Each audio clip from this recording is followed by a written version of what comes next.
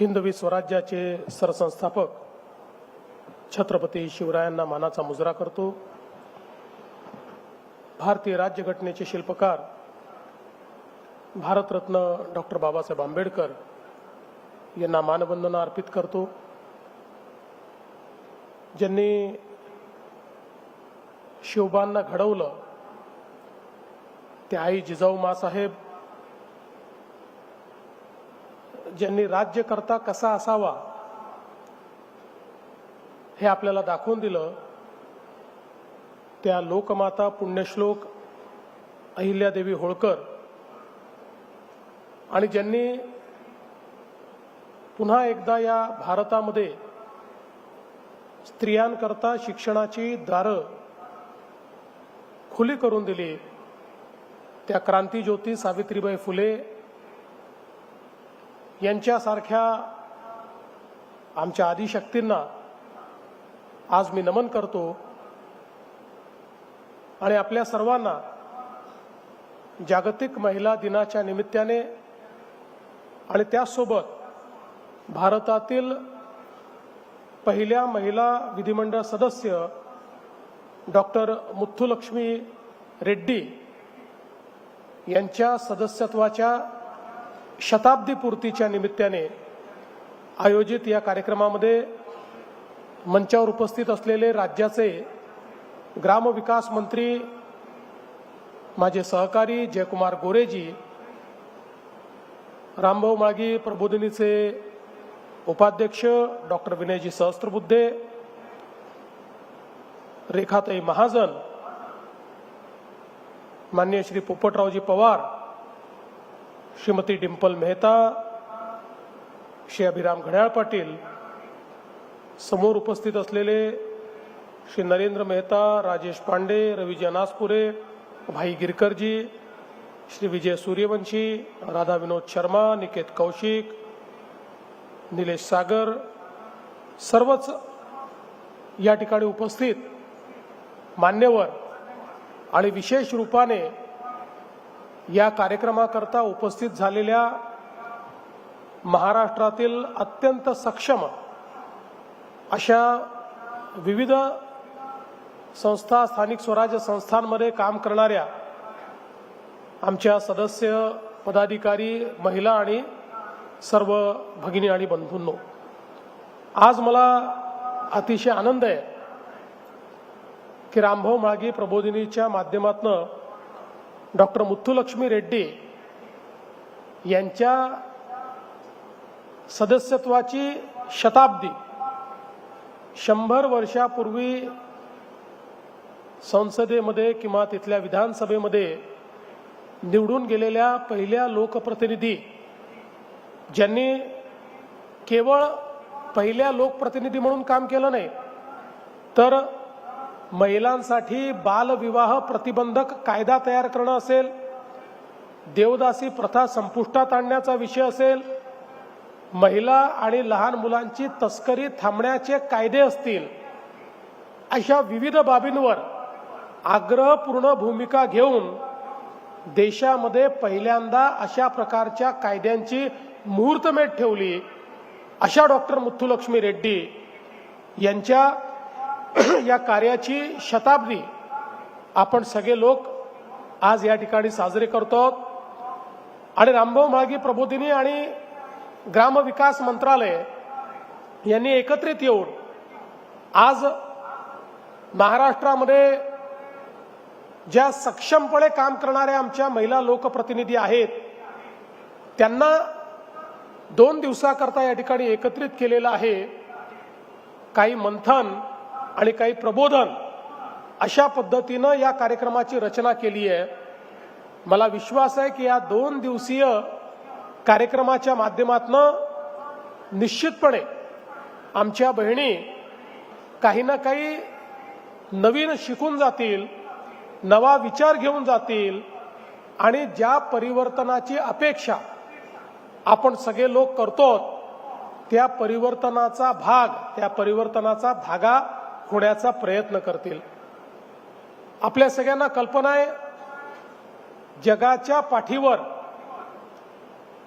जे विकसित देश आहेत या विकसित देशांच्या विकासाची वाटचाल जर आपण बघितली तर या देशांना विकास तेव्हाच साधता आला ज्यावेळी त्या देशाच्या राज्यकर्त्यांना हे समजलं की आपल्या अर्थव्यवस्थेचं दुसरं चाक हे महिला आहेत। महिलांना जोपर्यंत आपण अर्थव्यवस्थेचं दुसरं चाक म्हणून मानव संसाधनाच्या रूपानं उपयोगामध्ये आणणार नाही तोपर्यंत अर्थव्यवस्था विकसित होऊ शकत नाही। आणि म्हणून युरोप असेल, अमेरिका असेल, जपान असेल, कोरिया असेल, चीन असेल, या प्रत्येक देशाने त्या त्या काळामध्ये हे रिअलायझेशन आल्यानंतर महिला केंद्रित धोरणं आखून आणि त्यातनं महिलांना मानव संसाधनामध्ये परिवर्तित केलं आणि मग महिलांनी ज्यावेळेस अर्थव्यवस्थेमध्ये योगदान देणं सुरू केलं त्यावेळी त्या त्या देशांचा विकास हा अत्यंत वेगानं झाला आणि ती विकसित राष्ट्र झाली। आणि म्हणूनच देशाचे प्रधानमंत्री माननीय नरेंद्र मोदीजी सातत्याने सांगतात की विकसित भारताचं स्वप्न जर पूर्ण करायचं असेल तर ते नारी शक्ती आधारित आणि नारी केंद्रित अशा प्रकारच्या योजनांच्या माध्यमातूनच आपल्याला पूर्ण करता येईल। आणि सातत्याने 2014 पासनं आपल्या सामाजिक व्यवस्थेची दिशा, शैक्षणिक व्यवस्थेची दिशा आणि आर्थिक व्यवस्थेची दिशा ही महिला केंद्रित करण्याचं काम हे मोदी साहेबांनी केलं आणि आज त्याचा परिणाम देखील आपल्याला मोठ्या प्रमाणात दिसतोय। विशेषतः महिला लोकप्रतिनिधीच नाही तर विमेन वर्कफोर्स पार्टिसिपेशन इंडेक्स म्हणजे किती महिला आता अर्थव्यवस्थेचा भाग झालेले आहेत, वर्कफोर्स म्हणून, कार्यबळ म्हणून त्या ठिकाणी काम करतायत, याच्यामध्ये झालेली वाढ ही गेल्या 11 वर्षात अत्यंत लक्षणीय आहे। आणि म्हणूनच कदाचित मोदीजींना हे सत्य लक्षात आल्यामुळेच 2014 साली ज्या भारताची अर्थव्यवस्था जगामध्ये 11वी होती, मात्र 10 वर्षामध्ये तो जगातली 4थी अर्थव्यवस्था झाला आणि लवकरच जगातली 3री अर्थव्यवस्था होतोय। आणि या सगळ्याच्या पाठीशी ही महिला केंद्रित धोरणं आपल्याला पाहायला मिळतात।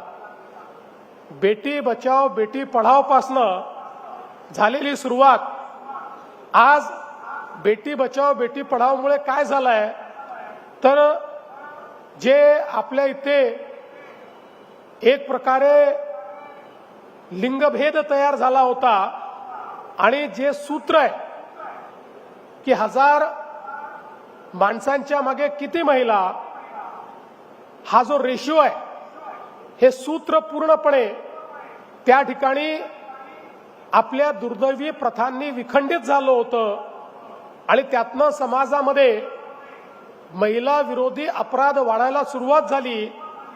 असं हे सूत्र, हे गुणोत्तर हे योग्य करण्याच्या दृष्टीनं जे प्रयत्न केले आज त्याचा परिणाम आपल्याला पाहायला मिळतोय। आणि जगातल्या उत्तम गुणोत्तर असलेल्या देशांमध्ये आज भारत पोचलेला आहे। त्यातली ही जी काही योजना होती बेटी बचाओ बेटी पढाओ त्या योजनेचा परिणाम आपल्याला पाहायला मिळतो। बेटी बचाओ बेटी पढाओ पासून सुरू झालेला हा प्रवास आता लखपती दीदी पर्यंत आलेला आहे। आज आपण बघा, मोदीजींनी प्रधानमंत्री आवास योजना आणली, मोदीजींनी शौचालयाची योजना आणली, मोदीजींनी हर घर जल योजना आणली, मोदीजींनी हर घर गॅस योजना आणली, हर घर बिजली योजना आणली। या प्रत्येक योजनेचा केंद्रबिंदू कोण आहे? या प्रत्येक योजनेचा केंद्रबिंदू महिला आहेत। याचं कारण या गोष्टी नसण्यामुळे सर्वाधिक त्रास जर कोणी सहन करत होतं तर त्या माझ्या माता भगिनी सहन करत होत्या। त्यांचं जीवनमान उंचवण्याचं काम हे मोदीजींनी या देशामध्ये केलेलं आपण बघितलं। आणि आता तर 2029 लोकसभेच्या ज्या निवडणुका होतील त्याही या देशामध्ये एक नवीन क्रांती आणणार आहेत। देशाच्या लोकसभेत पहिल्यांदा 33% महिला खासदार म्हणून निवडून जाणार आहेत। हे याकरता महत्त्वाचं आहे, स्थानिक स्वराज्य संस्थेमध्ये तर महिलांचं आरक्षण झालं, पण आजही विधानसभांमध्ये आणि लोकसभेमध्ये आपण जर बघितलं तर महिलांचं पार्टिसिपेशन हे कमी आहे, त्यांचं प्रतिनिधित्व हे कमी आहे। पण मला विश्वास आहे की 2029 नंतर या देशाची वाटचाल ही महिला केंद्रित लोकशाहीकडे जाणार आहे, हे मात्र मला निश्चितपणे दिसतं आहे। आपण बघा, ज्याचा उल्लेख या ठिकाणी विनयजींनी केला किंवा गोरे साहेबांनी केला, मलाही आठवतं या देशामध्ये जेव्हा पहिल्यांदा स्थानिक स्वराज्य संस्थांमध्ये महिलांना आरक्षण देण्यात आलं, त्याची पहिली निवडणूक ही महानगरपालिका जिल्हा परिषदांची 1992ची निवडणूक होती आणि मी देखील पहिल्यांदा 1992 साली नगरसेवक म्हणून निवडून आलो। आणि मला आजही आठवतं की त्यावेळी ज्या भगिनी आमच्याकडे सोबत निवडून आल्या होत्या, विनयजी, 90% भगिनी अशा होत्या 92 साली की ज्यांचे पतीच काम करायचे।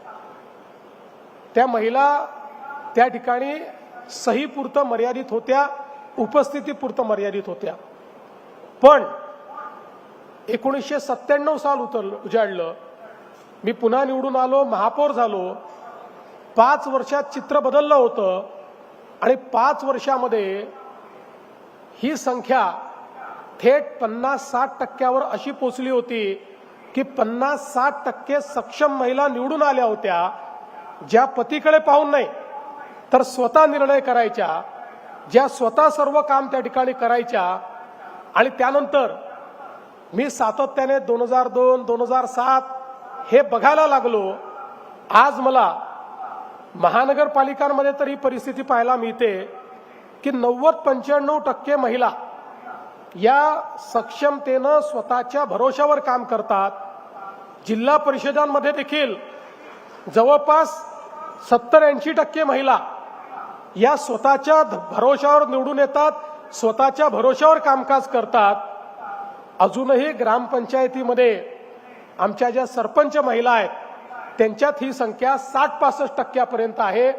पण मला विश्वास आहे की ती दरवेळेस वाढते आणि येत्या काही काळामध्ये आपल्याला सरपंच पती हे पद पूर्णपणे त्याचं उच्चाटन झालेलं पाहायला मिळेल आणि कोणी आपल्याला सांगताना दिसणार नाही की मी सरपंच पती आहे।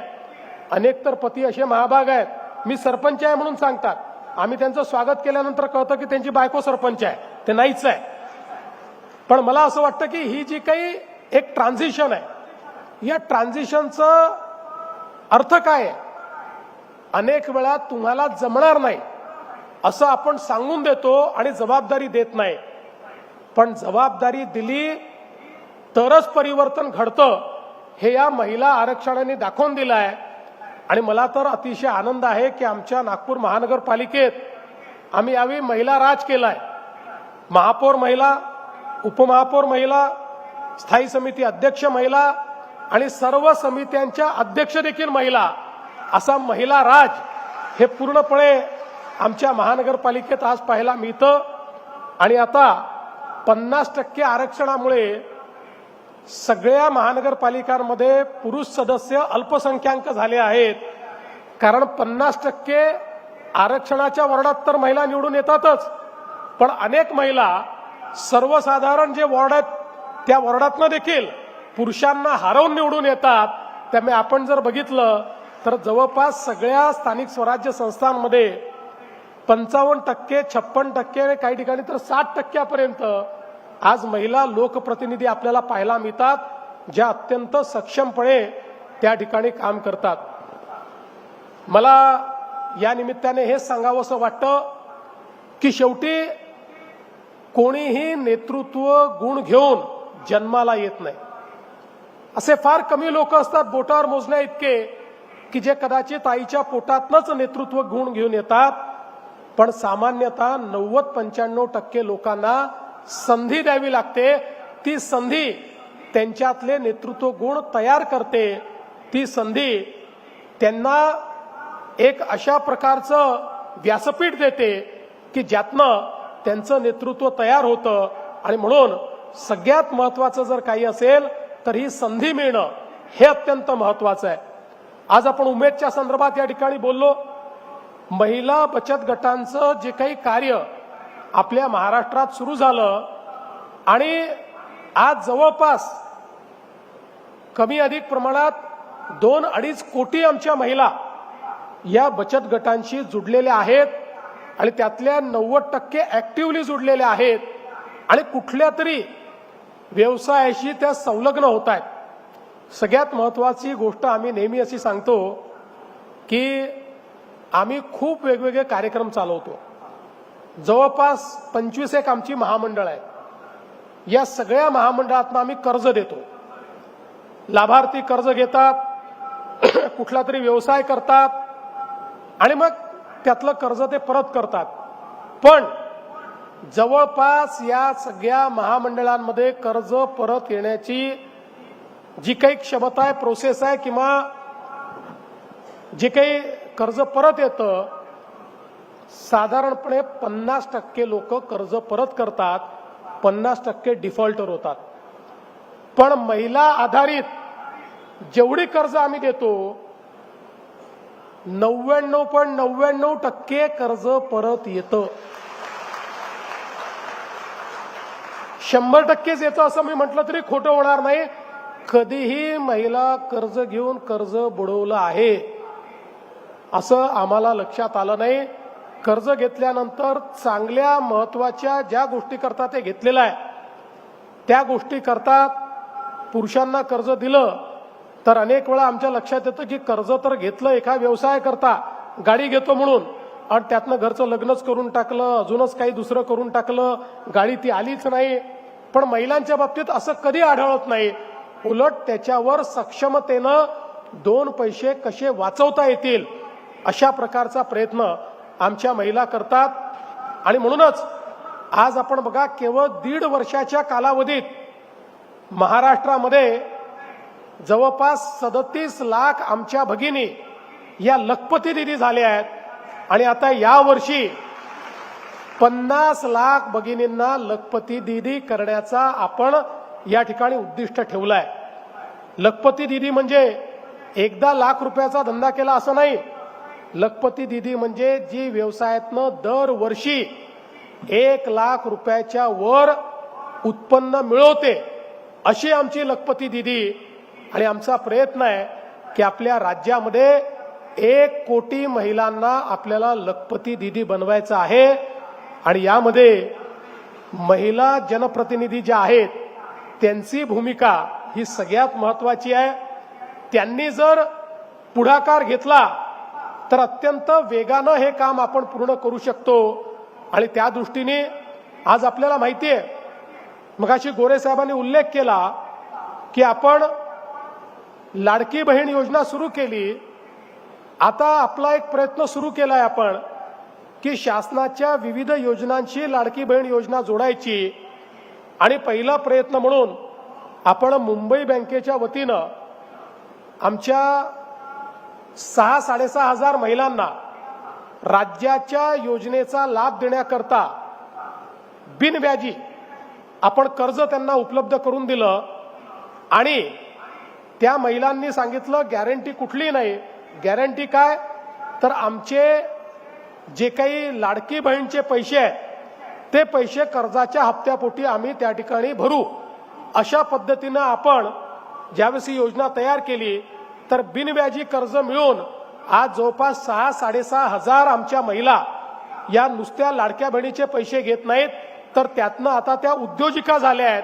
आणि आता याच धर्तीवर आमच्या सगळ्या लाडक्या बहिणींना आम्हाला जी काही आर्थिक गुंतवणूक आणि खर्च या संदर्भातलं प्रशिक्षण द्यायचं आहे.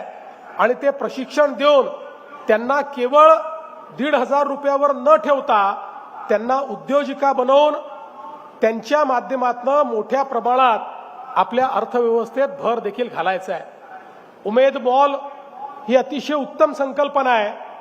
एक प्रकारे हा मॉल आमच्या महिलांकरता 12ही महिने बाजारपेठ म्हणून काम करेल आणि निश्चितपणे त्यातनं गुणवत्ता वाढवण्याकरता आणि जे आमचे ग्राहक आहेत त्या ग्राहकांना स्वस्त पण गुणवत्तापूर्ण गोष्टी देण्याकरता हा मॉल वेगवेगळ्या मोठ्या मोठ्या कंपन्यांच्या मॉलला देखील मागे टाकेल हे भाकीत आज या ठिकाणी मी करतोय आणि मला त्याचा विश्वास आहे.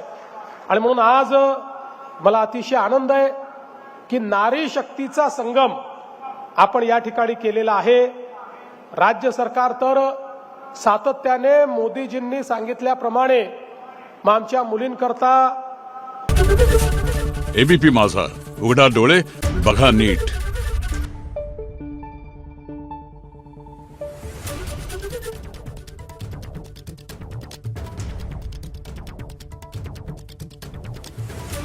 Thank you.